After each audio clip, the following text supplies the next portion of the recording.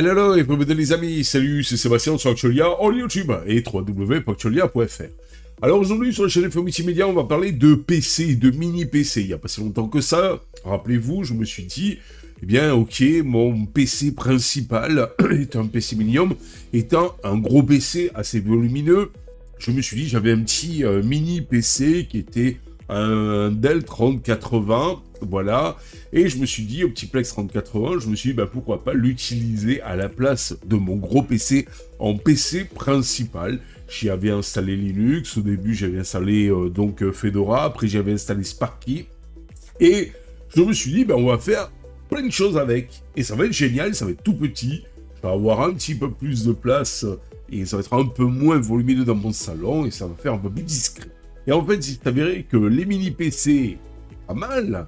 Les mini-PC, c'est donc tout simplement des performances à la hauteur de vos attentes. Quelque part, ça dépend de vos attentes. L'idée reçue selon laquelle les mini-PC sont systématiquement moins performants que les ordinateurs de bureau traditionnels, eh bien, est un mythe tenace sans l'être en fait. Progressivement déconstruit par les avancées technologiques, mais pas encore détrôné. Pourquoi cette idée a-t-elle persisté?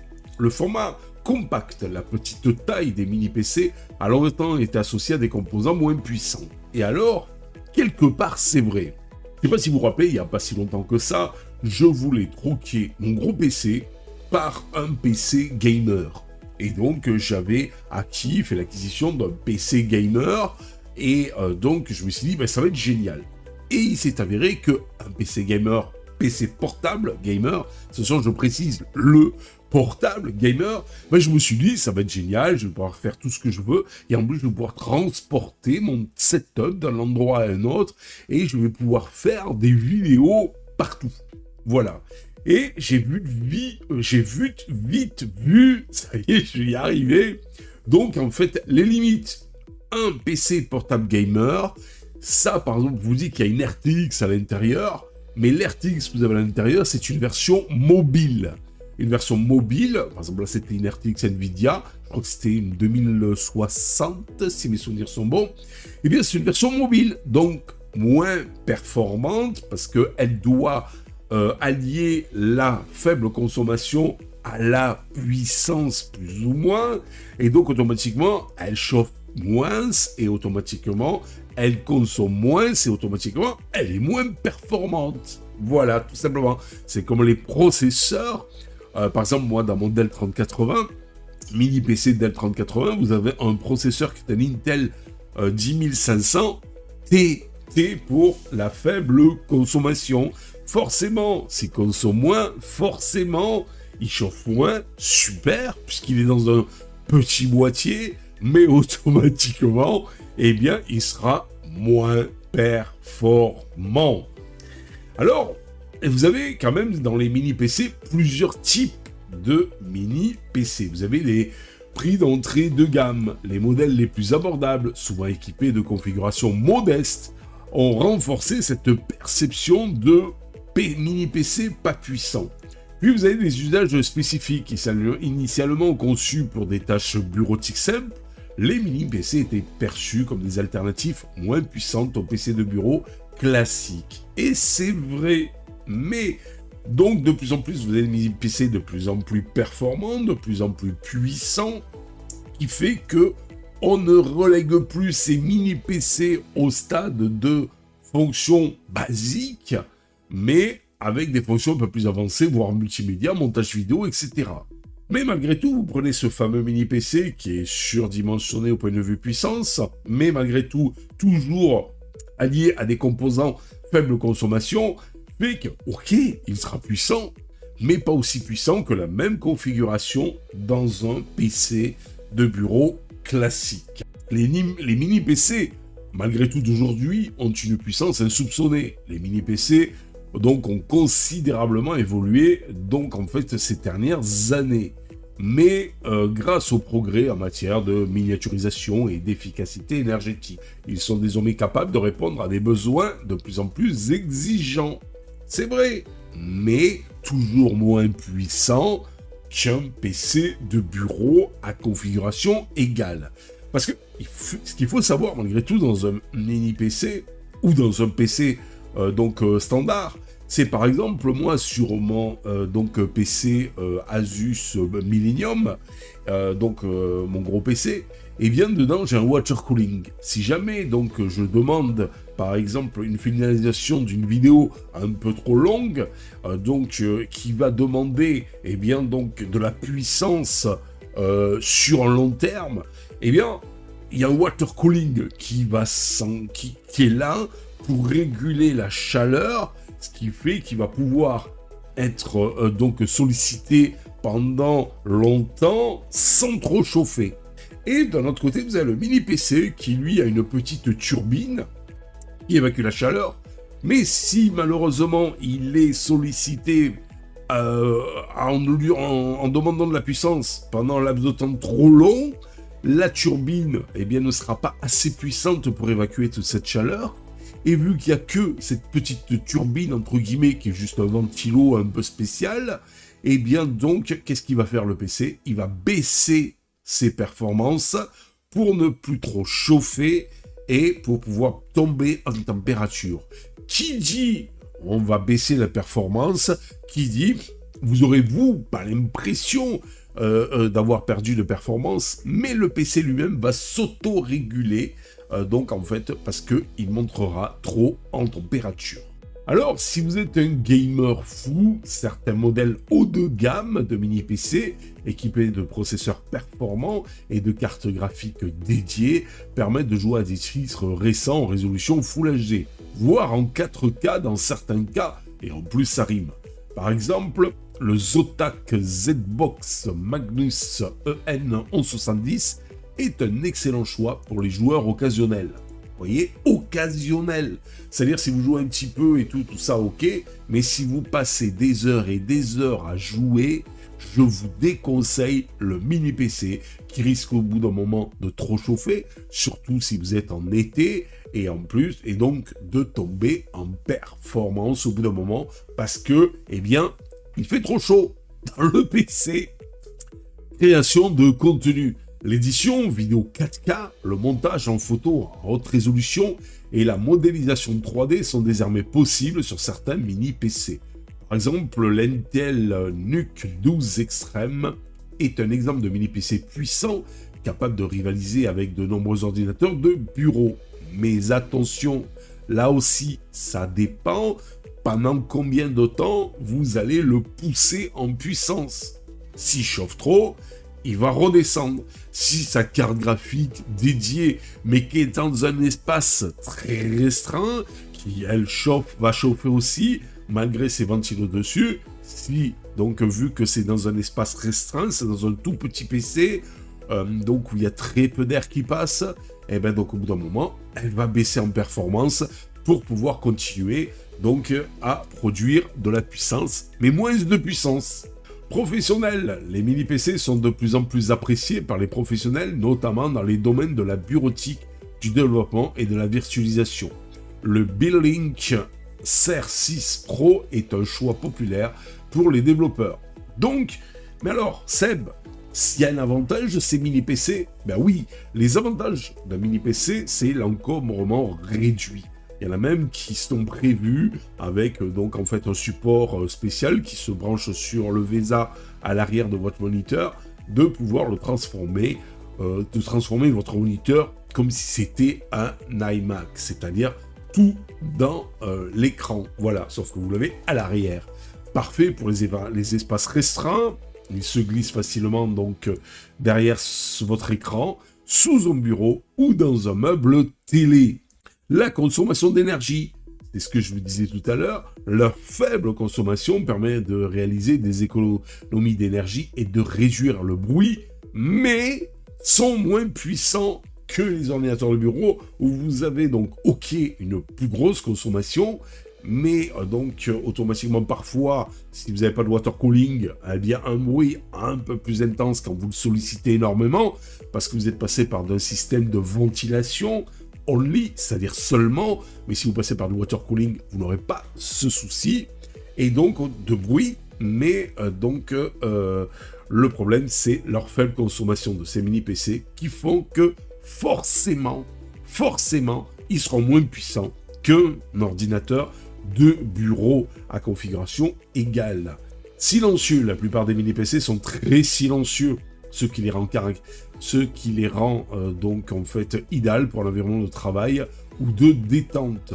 Ou par exemple aussi, si vous voulez regarder du multimédia sur votre télévision et faire tout un tas de choses sur votre télé, ben effectivement, si vous n'avez pas un bruit de souffle, ou de ventilo, ou de je ne sais quoi, c'est quand même plus sympa pour regarder, donc en fait, eh bien, votre film préféré ou vos médias préférés directement sur ces fameux mini-PC. La polyvalence, ils peuvent être utilisés comme des PC de bureau, HTPC, serveur ou encore comme centre multimédia. C'est ce que je vous parlais juste à l'instant. Mais alors, comment choisir le bon mini-PC, Seb? Eh bien, pour faire le bon choix, il convient de prendre en compte les critères suivants. Le processeur. Optez pour un processeur Intel Core i5 ou i7 ou un AMD Ryzen 5 ou 7 pour des performances élevées. Mais sans des trucs qui chauffent trop. Vous avez des i9 ou des Ryzen 9, donc automatiquement, eh bien, dans ces mini-PC. Mais je pense que c'est des processeurs qui chauffent et qui sont pas du tout adaptés aux mini-PC. Alors évitez ça. Alors oui, on va vous dire, mais regardez, il y a l'i9 dans ce mini-PC et tout. Oui, mais s'il chauffe trop, comme je vous le disais tout à l'heure, bah, qu'est-ce qui va se passer? Eh bien, il va se passer que, tout simplement, eh bien, hop, les perfs, poum, vont tomber. Voilà. La mémoire RAM. Alors, moi, ce que je vous conseille, c'est qu'à l'heure actuelle où je vous parle, à l'heure actuelle où je fais cette vidéo, 16 Go de RAM sont recommandés pour les tâches exigeantes. Voilà. Et je dirais même presque basique. Parce qu'on va de plus en plus vers un Windows gourmand. Si vous êtes sur Windows, vous allez dire, ouais, mais moi, je suis sur Linux et tout. Même sur Linux, si vous attaquez au montage vidéo, si vous vous attaquez à la retouche auto en photo de très haute qualité, si vous vous attaquez à la modélisation, à la virtualisation, 16 Go minimum seront les bienvenus. Le stockage. Alors, là, l'avantage malgré tout dans ces mini-PC, c'est que vous n'avez pas de problème de stockage. Puisque, alors, il faut privilégier, donc, bien sûr, un SSD ou un NVMe, pour la meilleure activité du système. Mais vous avez, dans la plupart des cas, dans les mini-PC, soit deux ports NVMe, ce qui vous permet de mettre deux stockages, un par exemple pour Windows, un pour Linux, et vous avez même une troisième possibilité de mettre un SSD ou un HDD au format 2,5 pouces. Ou alors, des fois, vous avez un SSD donc en 2,5 pouces, et en interne un NVMe. Et donc ça c'est quand même sympa si vous voulez quelque chose de compact, tout intégré. C'est comme la mémoire, la plupart des mini-PC peuvent monter jusqu'à 64 Go avec deux barrettes de 32, et donc ça c'est quand même sympa. Alors qui dit mini-PC ne veut pas dire forcément pas évolutif, comme vous pouvez le voir là maintenant, puisqu'on en parle, eh bien c'est évolutif, la plupart des mini-PC sont évolutifs en mémoire et en stockage. Et même, je dirais, sont évolutifs par rapport au Wi-Fi. Vous vous retrouvez avec un Wi-Fi, par exemple, 5, et vous voulez passer au 5.4, un Wi-Fi 6, vous voulez passer au Wi-Fi 7. La plupart des mini-PC, c'est juste une petite carte enlevée. Voilà, pour donc vous avez le Bluetooth, c'est le Wi-Fi, et vous enlevez cette petite carte, vous en remettez une autre, et vous augmentez, enfin vous changez votre Bluetooth, c'est Wi-Fi, et ça vous permet d'upgrader donc en fait ces performances-là. Voilà. Sachant que ne prenez pas des mini-PC avec de la mémoire soudée ou du stockage soudé. Voilà. Ça, évitez un maximum. Regardez bien que vous puissiez l'upgrader pour le garder dans l'avenir. La connectique. Il faut s'assurer que le mini-PC dispose des ports nécessaires, USB, HDMI, DisplayPort, Ethernet, etc. Alors, pourquoi ? Bien, tout simplement parce que dans un mini-PC, par exemple, vous ne pourrez pas changer la carte graphique pour avoir plus de ports. Et donc, automatiquement, si vous avez, par exemple, deux ports HDMI ou un DisplayPort et un HDMI, c'est ce qui se fait assez couramment sur les mini-PC, voire un USB-C avec sortie vidéo, et bien donc généralement la plupart des mini-PC ont un minimum de deux sortie vidéo, soit HDMI, soit DisplayPort, et certains ont même en plus donc un USB-C donc avec la data et la sortie vidéo, ce qui vous permet d'attaquer 3 moniteurs. Voilà. Alors après, faites attention, si vous avez une simple petite Intel, donc UHD, un chipset Intel ou AMD, ça dépend du processeur que vous avez utilisé dans votre, que vous avez dans votre mini PC. Si vous attaquez 3 moniteurs, eh bien ça va un petit peu se répercuter sur les performances graphiques de votre carte. Autre chose aussi, souvent les mini PC ont sorti, contrairement à votre carte graphique, dans votre bon vieux PC de bureau, où vous avez des cartes graphiques donc, qui vous permettent de monter très haut en fréquence de rafraîchissement, et la plupart des mini PC ne montent pas plus que 60 Hz. Voilà. Et c'est dommage si vous avez un écran qui fait 144 ou 244 Hz, qui aurait pu être attaqué dans de très bonnes conditions par une, si vous voulez, carte donc interne dans un carte Nvidia par exemple, mais une vraie dans un PC de bureau. Voilà. Moi j'ai un écran, pour vous donner un ordre d'idée, j'ai un écran de 34 pouces ultra wide donc en 144 Hz. Quand j'avais mis mon mini PC dessus, eh ben j'avais que du 60 Hz. Et après quand j'ai mis repositionner mon gros PC de bureau avec ma Nvidia RTX 3060 Ti, et bien là, d'un coup, je me suis retrouvé sans problème avec mes 144 Hz d'afficher en rafraîchissement. Donc, il gérait complètement et bien comme il faut l'écran que j'avais, donc, et la 4K, en 4K, s'il vous plaît, bien entendu. Le budget. Alors parlons-en du budget, les prix des mini PC varient considérablement en fonction de leur configuration. Alors moi je suis assez stupéfait de voir des mini PC à 1500, 2000, voire 3000 euros. Voilà, et alors quand on vous dit que monsieur Apple est cher avec les Mac mini, ouais, je suis d'accord que, à part l'entrée de gamme, mais bon, malgré tout, on se retrouve qu'avec 8 Go et 256 Go de SSD, sachant que, à côté de ça, vous avez quand même des mini PC qui, graphiquement, sont un peu plus puissants, ou voire aussi puissants que les Mac mini, mais qui ont soit plus de mémoire que les Mac mini, sont plus upgradables, ont plus de stockage que les Mac mini, mais sont beaucoup plus chers. Alors, faites attention, comme on dit souvent, miniaturisation égale plus cher. Regardez, un PC portable gamer, ça coûte plus cher que si vous prenez ce même PC gamer dans un boîtier standard avec un écran en face de vous. Voilà, équivalent bien sûr de celui que vous avez sur le PC portable gamer. Donc faites attention aussi à ces fameux PC portables gamer qui donc vous promettent l'Amérique, mais qui sont souvent bien moins performants donc que les PC de bureau.